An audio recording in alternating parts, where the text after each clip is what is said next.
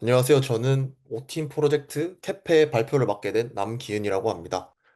네, 발표 순서는 다음과 같이 진행할 예정입니다. 프로젝트 개요, 팀 구성 및 역할, 수행 절차 및 방법, 수행 경과, 그리고 자체 평가 의견을 마무리로 발표를 마무리하겠습니다.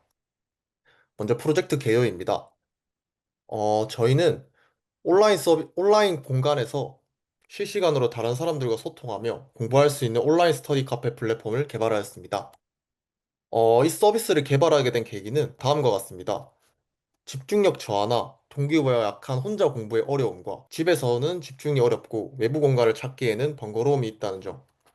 그리고 기존 서비스 같은 경우에는 단순 화상통화 기능 중심이라든지 아니면 학습 도구가 분산돼 있다든지 그리고 지속적인 학습 관리나 이런 상호 적용이 부족하다는 점이 있습니다. 그래서 저희 팀은 학습의 지속성과 몰입, 연결감을 모두 담은 학습 플랫폼을 만들었습니다. 저희 캐페의 핵심 솔루션은 다음과 같습니다. 스터디룸을 통해 실제로 함께 공부를 하는 듯한 공간적 몰입감을 제공하고 타이머와 연동된 스터디 플래너로 학습 계획과 기록을 자동으로 관리할 수 있다는 점, 그리고 커뮤니티 기능을 통해 학습 네트워크를 생성할 수 있는 것을 핵심 솔루션으로 뽑았습니다.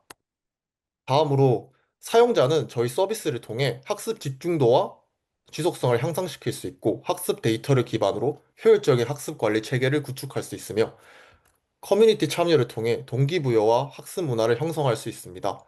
마지막으로 지속 가능한 온라인 생태계를 구현할 수 있는 기대 효과까지 볼 수 있습니다. 다음으로 기술 스택입니다. 프론트엔드는 Next.js 앱 라우터를 기반으로 리액트와 타입스크립트로 개발했습니다. 테일윈드 CSS로 일관된 디자인 시스템을 구축하고 지삽으로 주요 인터랙션에 애니메이션을 적용하였습니다. 데이터는 10스택 쿼리로 서버 상태를 관리하고 인증 토큰과 같은 클라이언트 상태는 줄 스탠드를 분리해서 관리했습니다. 그리고 엑시오스로 API 통시를 처리했으며 스톰프 JS와 석 JS를 통해 실시간 소통을 구현하였습니다. 네, 다음으로 백엔드입니다. 백엔드 같은 경우에 프레임워크는 스프링 부트를 사용하였으며 실시간 소통을 위해서 웹소켓, 웹RTC를 사용하였고 이를 지원하기 위해 코턴 서버를 사용하였습니다. 또한 데이터베이스로는 MySQL을 사용하였고 캐시 전략으로는 레디스를 선택하였습니다. 네, 다음으로 프로젝트 아키텍처에 대해서 설명드리도록 하겠습니다. 저희 프로젝트는 크게 클라이언트, 프론트엔드, 백엔드로 이루어진 서비스입니다. 우선 사용자는 브라우저를 통해 서비스에 접속을 하게 되면 프론트엔드에 요청을 보내 페이지를 받아오게 됩니다. 그리고 사용자가 API를 요청하는 경우 HTTPS로 API 요청을 엔진엑스로 보냅니다. 엔진엑스는 스프링부트 서버로 요청을 전달하게 되고 이때 스프링부트 서버는 MySQL, Redis, S3, 웹소켓과 같은 자원을 사용해서 요청을 처리하고 응답을 보내게 됩니다. 네, 다음으로 프로젝트 수행 절차 및 방법에 대해서 말씀드리겠습니다. 저희는 WBS를 통해 일정을 관리했으며 프로젝트 일정은 다음과 같습니다. 9월 14일부터 15일까지는 주제 선정, 그리고 기획을 하였고요. 그리고 16일부터 18일까지는 프론트엔드는 와이어프레임을, 백엔드는 ERD를 설계하였습니다. 그리고 19일부터 14일까지 개발 기간이었고, 그리고 이때 배포를 완료하였습니다. 그리고 14일부터 16일까지 QA를 진행하였고, 에러 수정 및 최적화를 진행하였습니다. 네, 다음으로 협업 방식입니다. 저희는 노션을 통해서 가이드 문서를 제공하였고, 이를 통해 원활한 소통을 진행할 수 있었습니다. 그리고 GitHub를 통해서 개발 전에 컨벤션을 정의하고 GitHub 플로우 전략을 사용해서 모든 개발은 피처 브랜치에서 기능을 완성한 후 완성된 기능은 데브 브랜치에 병합을 하는 형식으로 진행을 하고 만약 운영 환경에 배포를 원하는 경우 데브 브랜치의 내용을 메인 브랜치에 병합하는 식으로 브랜치 전략을 구성하였습니다. 그리고 디스코드를 통해 PR 알림을 받았고 그리고 이외에 소통하는 방식으로 협업을 진행하였습니다. 네, 다음으로 스웨거를 사용해서 API를 명사하고 테스트하는 환경을 구현하였습니다. 또한 스웨거에서 확인이 어려운 웹소켓의 경우 아까 말씀드렸던 노션에 명세를 하여 소통을 하였습니다. 네, 다음으로 프로젝트 수행 경과입니다. 우선 지금 보시는 화면은 홈 화면입니다. 왼쪽은 게스트, 즉 로그인 전 홈 화면이고요. 그리고 오른쪽은 회원 화면, 즉 로그인 후의 화면입니다. 네, 다음으로 회원가입과 로그인에 대해서 설명드리도록 하겠습니다. 우선 회원가입은 우선 회원가입 폼을 채우고 등록된 이메일로 인증 링크를 전송받으면 이메일 인증 후 계정이 활성화됩니다. 그리고 활성화된 계정을 통해 로그인이 가능하고 또한 구글, 기터브, 카카오 계정으로 소셜 로그인이 가능하도록 진행하였습니다. 그리고 이런 로그인을 진행하기 위해서 JWT 기반 인증 방식을 사용하였습니다. 또한 보안 강화를 위해 액세스 토큰과 리프레시 토큰 두 가지의 토큰으로 분리를 하였으며 리프레시 토큰 같은 경우엔 DB에 저장해서 로그아웃 시 토큰을 무효화할 수 있고 재로그인을 하는 경우 토큰을 갱신할 수 있도록 만들었습니다. 네, 다음은 마이페이지입니다. 마이페이지 같은 경우 프로필 정보, 오늘의 공부 계획, 작성한 글이나 북마크 한 글을 확인할 수 있는 회원 조회 기능이 있습니다.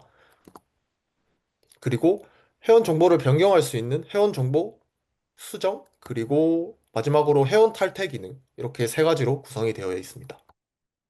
네, 다음으로 저희 프로젝트의 메인 기능인 스터디룸입니다. 스터디룸의 주요 기능은 다음과 같습니다. 방 생성 입장 퇴장 관리 시스템과 그리고 멤버 권한 관리, 그리고 초대 코드 시스템, 썸네일 관리, 아바타 시스템, 상호작용, 채팅 순으로 이루어져 있습니다. 첫 번째로 이제 스터디룸 생성입니다. 스터디룸 생성은 오른쪽 사진은 생성 이미 스터디룸 생성 페이지이고 왼쪽은 방 생성에 대한 로직입니다. 방 생성에 대한 로직은 총 6단계로 첫 번째로 검증을 하고 룸 엔티티를 생성합니다. 그리고 DB에 데이터를 저장하고 방장을 룸 멤버로 등록합니다. 그리고 썸네일 래핑을 생성한 후에 방 정보를 반환하는 식으로 로직을 구성하였습니다. 그리고 오른쪽 화면을 통해서 서비스 스터디룸에 대한 내용을 작성할 수 있으며 작성되는 내용 또한 웹 RTC에 대한 사용 여부를 받고 만약 이를 사용하게 될 때 원만한 서비스를 제공하기 위해서 최대 인원을 4명으로 할 수 있도록 UI를 처리하였습니다.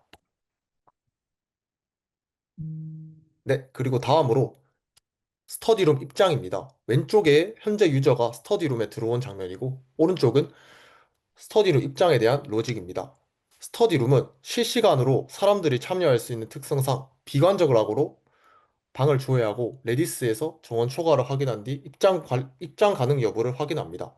그 후 입장이 가능하면 방에 일단 접속한 뒤에 DB에서 해당 유저의 멤버십을 조회하고 해당 정보와 아바타 정보를 레디스에 등록하여 웹소켓 브로드캐스트를 진행합니다.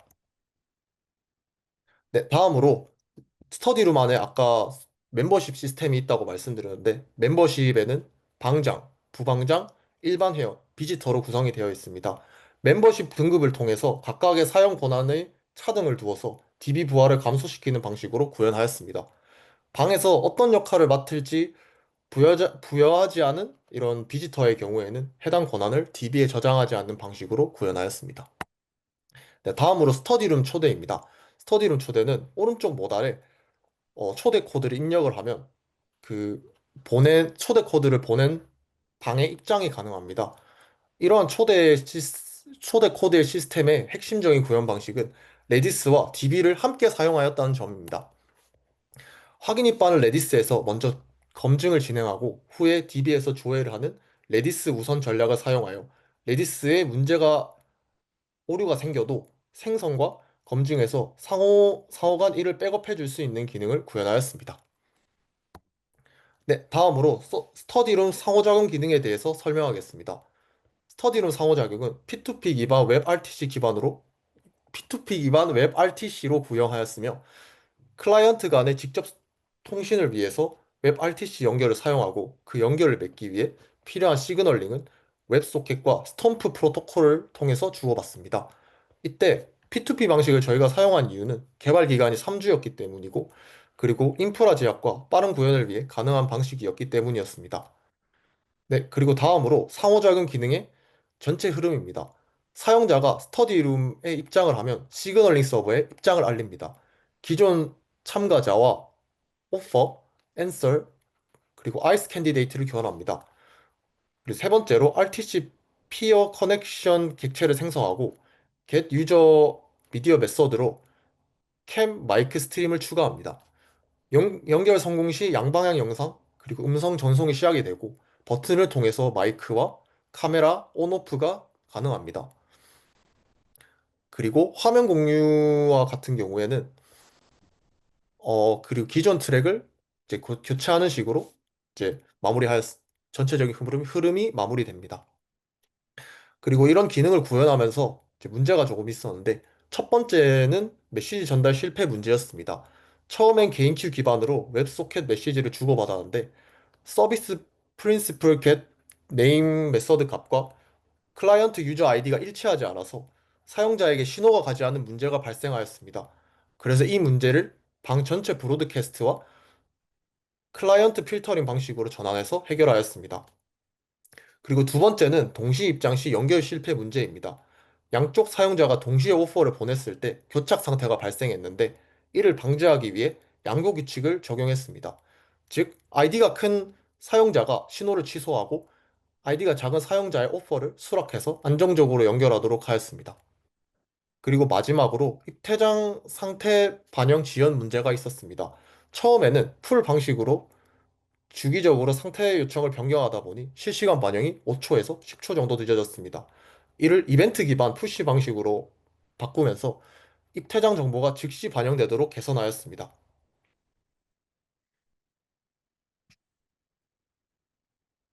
네, 그리고 다음으로 스터디룸 채팅인데 스터디룸 채팅은 이제 사용자가 스터디룸 내에서 채팅을 사용할 수 있습니다. 사용자는 채팅을 띄워두거나 화면을 고정시킬 수 있고 이 설정은 세션 스토리지에 저장되어 다음 입장 시에도 유지하도록 하였습니다. 또한 마지막으로 읽은 메시지 구간을 디바이더로 표시해 새로운 메시지를 한눈에 구분할 수 있고 날씨가 바뀔 때도 디바이더로 자연스럽게 구분하도록 하였습니다. 채팅 모드를 닫아도 웹소켓 연결이 유지되어 새 메시지가 오면 카운트 배지로 알람이 표시되도록 하였습니다.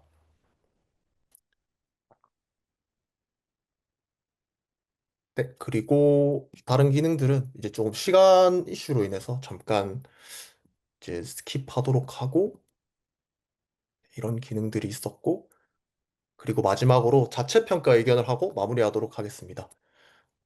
저희 프로젝트에서 잘한 점 같은 경우에 설계 단계에서 충분한 시간을 투자해서 전체 구조를 명확하게 잡은 덕분에 이후 개발 과정에서 큰 충돌 없이 진행할 수 있었습니다.